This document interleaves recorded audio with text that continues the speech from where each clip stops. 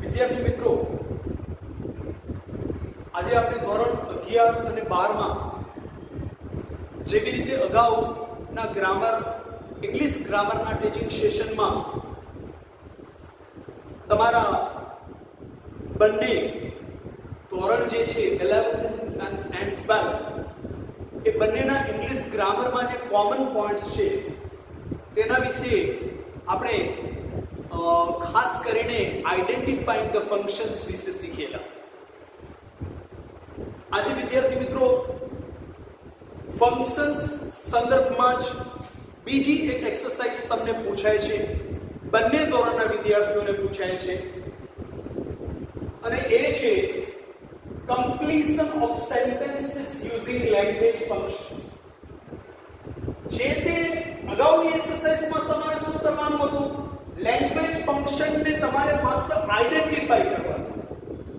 હવે અહીંયા તમને ઓલરેડી એક સેન્ટેન્સ આપવામાં આવશે, એમાં અડધું સેન્ટેન્સ તમને આપી દેવામાં આવશે અને બાકીનું અડધું સેન્ટેન્સ જે છે એ તમારે જે ઇન્ટુ બ્રેકેટ તમને જે લેંગ્વેજ ફંક્શન આપવામાં આવેલ છે એને ધ્યાનમાં લઈને તમારે અધૂરું વાક્ય જે છે, ઇનકમ્પ્લીટ સેન્ટેન્સ જે છે, that you have to complete.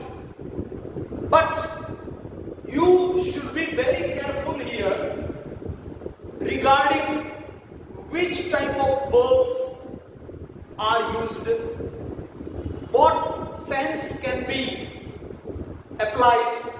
અહીંયા કયો સંદર્ભ છે, બરાબર? જેમ કે પહેલા સેન્ટેન્સમાં છે, મેં લખ્યું છે the task is so difficult into bracket છે showing result. હવે વિદ્યાર્થી મિત્રો, જ્યારે રિઝલ્ટની વાત આવે ત્યારે એમ કહી શકાય કે જસ્ટ તમારા મોર ઇન્ફોર્મેશન અને નોલેજ માટે, બાકી એટલું બધું ડીપલી આપણે નથી જવાનું. મારો પ્રયત્ન અહીંયા એવો રહેશે કે તમને જેને કહીએ કે functional method through, inductive deductive method through, બરાબર, તમને ગ્રામર ટીચિંગ જે છે એ શીખવવાનું છે, જેમાં વધુમાં વધુ ઉદાહરણોની પ્રેક્ટિસ જે છે એ જ તમને હેલ્પફુલ સાબિત થશે અને તે દ્વારા જ તમારો જે સેલ્ફ કોન્ફિડન્સ જે છે એ મજબૂત બનશે અને વધુમાં વધુ મહાવરા દ્વારા વિદ્યાર્થી મિત્રો વધુમાં વધુ હું તમને કન્સેપ્ટ તો શીખવી દઈશ, એની પ્રેક્ટિસ પણ કરાવીશ, પરંતુ એ પ્રકારના વધુમાં વધુ ઉદાહરણ તમે સોલ્વ કરશો એટલું તમે સક્સેસફુલી એ જે તે ફંક્શન જે છે એના સંદર્ભમાં જે ઇનકમ્પ્લીટ સેન્ટેન્સ છે તમે કમ્પ્લીટ સક્સેસફુલી અને ઇઝીલી કરી શકશો.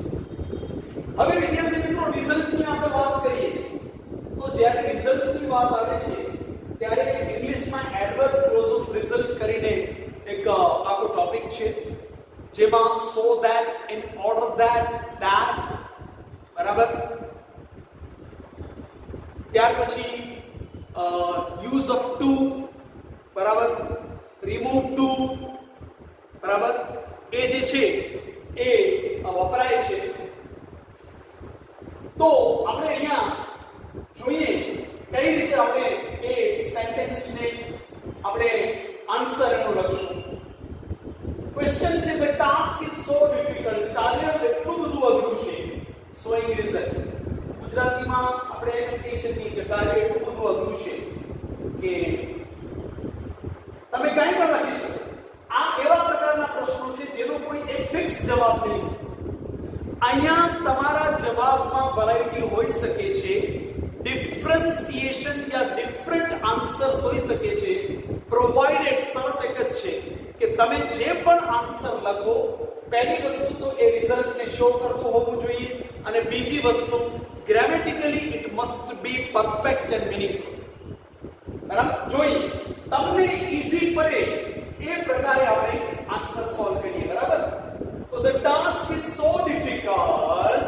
હવે જ્યારે સો ની સાથે જ્યારે વિશેષણ કે ક્રિયા વિશેષણ આવે, સો ડિફિકલ્ટ, સો ટફ, સો હાર્ડ, સો ફેithful, બરાબર, સો લોયલ, આ પ્રકારે જ્યારે તમને વાક્ય રચના આપવામાં આવે ત્યારે હંમેશા અધૂરું વાક્ય પૂર્ણ કરવા માટે એની સાથે that નો ઉપયોગ થાય છે.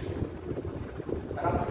જેને so that નો યુઝ યા જેને ગ્રામરમાં વિદ્યાર્થી મિત્રો યુઝ ઓફ so that તરીકે પણ ઓળખવામાં આવે છે. બરાબર? તો અહીંયા તમારે પહેલું તો શું કરવાનું, જે સેન્ટેન્સ આપેલું છે એ લખી નાખવાનું. The task is so difficult. ત્યાર પછી તમારે કમ્પલસરીલી that નો ઉપયોગ કરવાનો છે. અને that નો ઉપયોગ કર્યા પછી સેન્સ જે છે ઇનકમ્પ્લીટ સેન્સ ને તમારે કમ્પ્લીટ કરવાની છે. હવે સેન્સ અહીંયા સંદર્ભ શું છે? ટાસ્ક અઘરું છે. તો તમે એને ઈઝીલી લખી શકો કે ટાસ્ક એટલું અઘરું છે કે એની સફળતા વિશે કઈ ગેરંટી આપી શકાય નહીં. યા એમાં આપણે સફળ થઈશું કે નિષ્ફળ કઈ નિશ્ચિત કઈ નક્કી નથી. બરાબર? તો ઈઝીલી તમે લખી શકો છો the task is so difficult. અહીંયા સુધી તમને આપવામાં આવ્યું છે. હવે તમારે જવાબ લખવાનો છે that its success is doubtful. આમ પણ લખી શકો. તમે એમ પણ લખી શકો that we can be or cannot be successful. આ બીજું આન્સર થયું. ત્રીજું આમ પણ તમે લખી શકો that about its success nothing can be said. Yeah nothing can be said about its success. જોયું ને? આ ત્રીજું આન્સર થયું. તો ટૂંકમાં હજુ તમે ચોથું આન્સર લખો તો આવી રીતે લખી શકો that I cannot finish it within the duration of time, within I cannot finish it on timely. બરાબર? શું લખી શકો વિદ્યાર્થી મિત્રો? તમે આ રીતે પણ આન્સર લખી શકો છો કે that I can't finish it on time. બરાબર? યા I can't finish it timely. બરાબર? તમે હજુ પાંચમી રીત પણ તમને બતાવું. મીન્સ હું અહીંયા એટલું જ તમને કહેવા માંગુ છું વિદ્યાર્થી મિત્રો કે આ એવા પ્રકારના ગ્રામરના પ્રશ્નો છે જેનો આન્સર કોઈ એક ફિક્સ નથી હોતો. બરાબર? અને તમે અનેક આન્સર્સ આપી શકો છો. બરાબર? એ તમારા ઇંગ્લિશ ગ્રામર પરની તમારી પકડ અને ઇંગ્લિશ ગ્રામર ઇંગ્લિશ લેંગ્વેજ પરની ઓવરઓલ તમારી જે પકડ જે છે યા તમારો બેઝ જે છે એના પર ડિપેન્ડ કરે છે. બરાબર? તો તમે આ રીતે પણ લખી શકો the task is so difficult that it's beyond my capacity to finish it. બરાબર? ત્યાર પછી બીજું સેન્ટેન્સ છે the day hasn't even started. હજુ તો દિવસ શરૂ નથી થયો. કૌંસમાં છે ઇન્ડિકેટિંગ કોન્ટ્રાસ્ટ. તમે કોન્ટ્રાસ્ટ બતાવો. વિદ્યાર્થી મિત્રો મોટા ભાગના વિદ્યાર્થીઓના મગજમાં એવું હોય છે કે કોન્ટ્રાસ્ટ એટલે બસ બટ બીજું કંઈ નહીં. એવું નથી. ઘણા બધા એવા કનેક્ટિવ્સ છે જે કોન્ટ્રાસ્ટ બતાવે છે. બરાબર? એમાં ખાસ કરીને એડવર્બ ક્લોઝ ઓફ કોન્ટ્રાસ્ટ કરીને પણ છે. બરાબર? તો એમાં though, although, even though, even if, ત્યાર પછી but તો ખરું જ, yet, still, બરાબર? in spite of, despite વગેરે વગેરે કોન્ટ્રાસ્ટ બતાવે છે. હવે અહીંયા વિદ્યાર્થી મિત્રો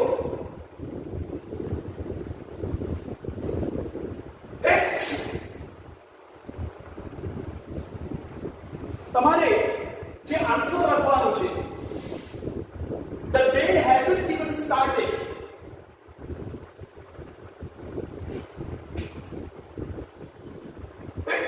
Sorry students, કૌંસમાં છે ઇન્ડિકેટિંગ કોન્ટ્રાસ્ટ, બરાબર?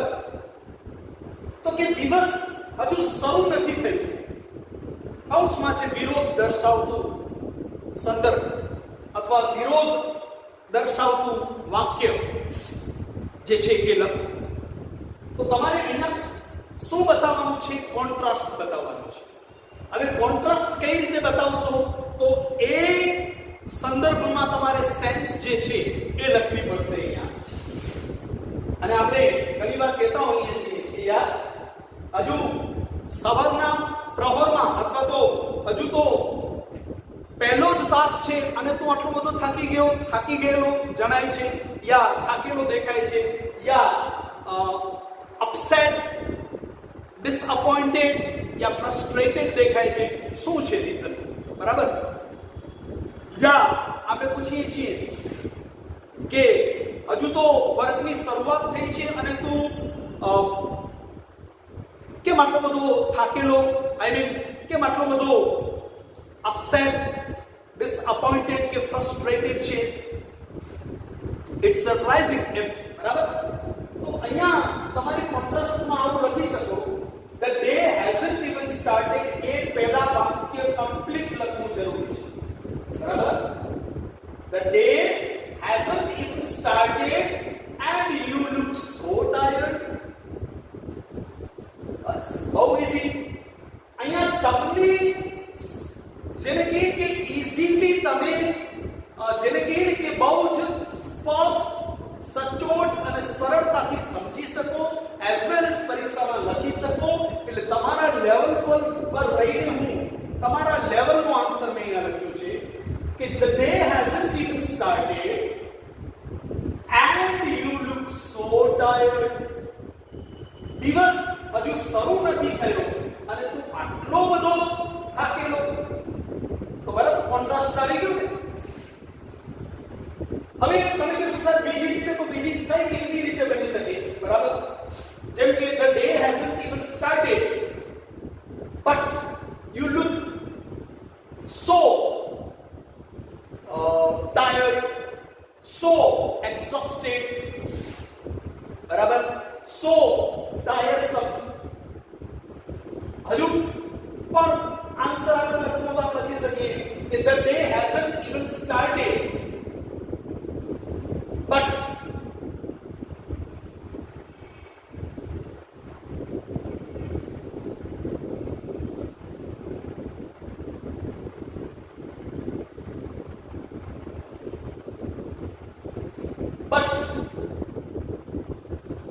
you work as if you have done a lot of work today. Barabar? But you work as if you have done lots of work today. ત્યાર પછી ત્રીજું સેન્ટેન્સ છે વિદ્યાર્થી મિત્રો, you can easily score 90 plus in English.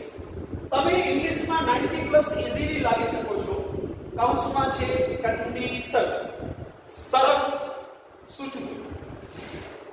હવે અધૂરું વાક્ય પૂર્ણ કરવું છે અને એમાં છે કન્ડિશન. તો એડવર્બ ક્લોઝ ઓફ કન્ડિશન ને યાદ કરીએ તો એમાં આવે છે, બરાબર, ખાસ કરી અને ઇફ નો ઉપયોગ આવે છે. બરાબર? અને અનલેસ નો ઉપયોગ આવે છે.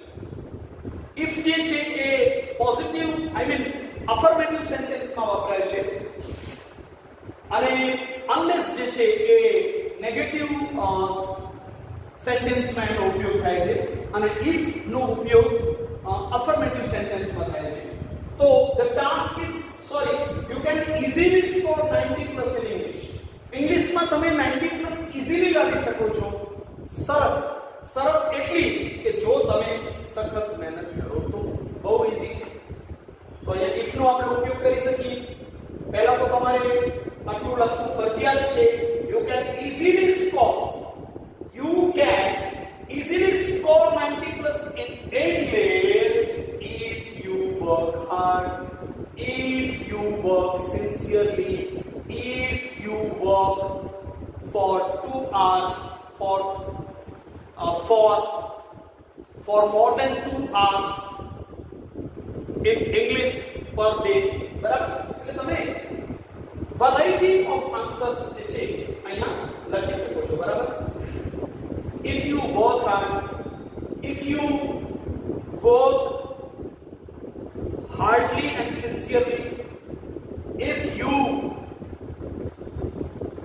make daily grammar practice, if you get proper guidance in English grammar, if you spare more time for English subject, એટલે આ પ્રકારે અનેક આન્સર્સ વિદ્યાર્થી મિત્રો તમે લખી શકો છો, બરાબર? બે વસ્તુ અહીંયા ધ્યાનમાં રાખવાની છે. એક તો કે તમારી પાસેથી શું પ્રશ્ન શું પૂછવા માંગે છે, જવાબ શું માંગે છે.